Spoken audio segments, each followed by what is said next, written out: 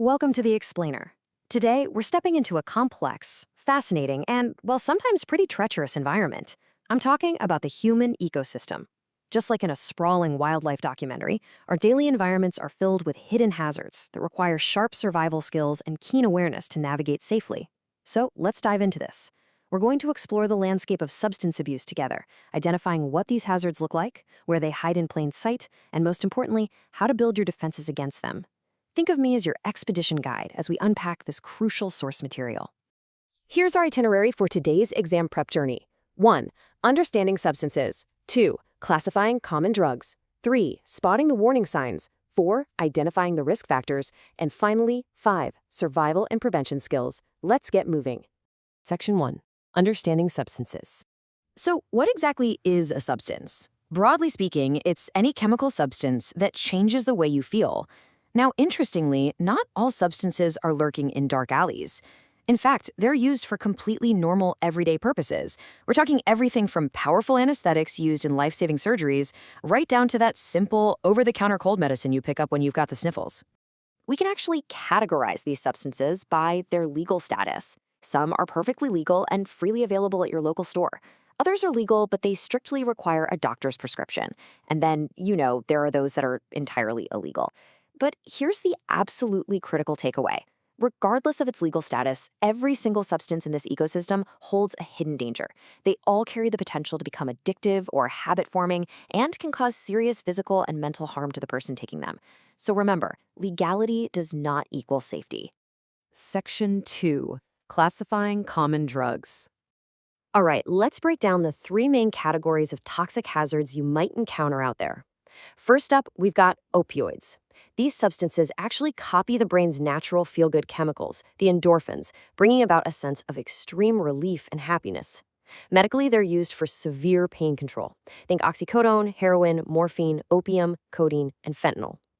Next, we have depressants. Sometimes people call these downers. They literally slow down the messages being sent to your brain and nervous system, causing a temporary, kind of less emotional and relaxed state. Classic examples here are marijuana and alcohol. And finally, stimulants. Often called uppers, these do the exact opposite of depressants. They drastically speed up the messages to the brain, intensely increasing your awareness and making everyday experiences feel hyper-intense. Examples in this category include meth, which is often called tic, caffeine, ecstasy, nicotine, and cocaine. Contrasting the numbing relief of opioids, the slowing effect of depressants, and the rapid rush of stimulants is absolutely key to mastering this landscape. Section 3. Spotting the warning signs. Now, when someone falls prey to a hazard in this ecosystem, the signs aren't always glaringly obvious right away. You've got physical symptoms, signs of physical decay and distress. This could be sudden weight loss, an unhealthy diet, overwhelming lethargy, severe insomnia, visible skin damage, and a general psychological imbalance.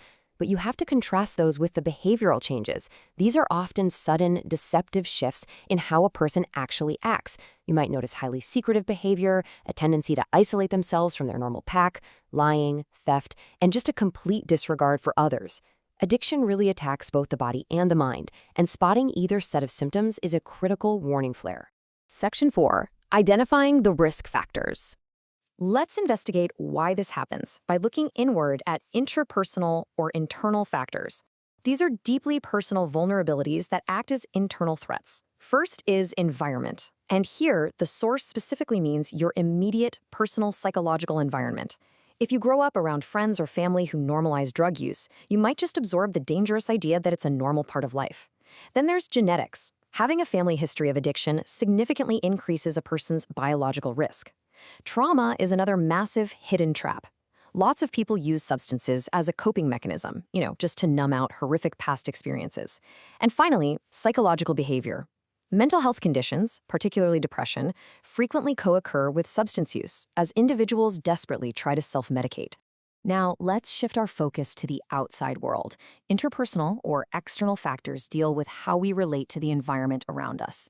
Family dynamics play a huge role here. A lack of parental supervision or active familial abuse of substances creates a highly vulnerable environment for young people. Then there are peers.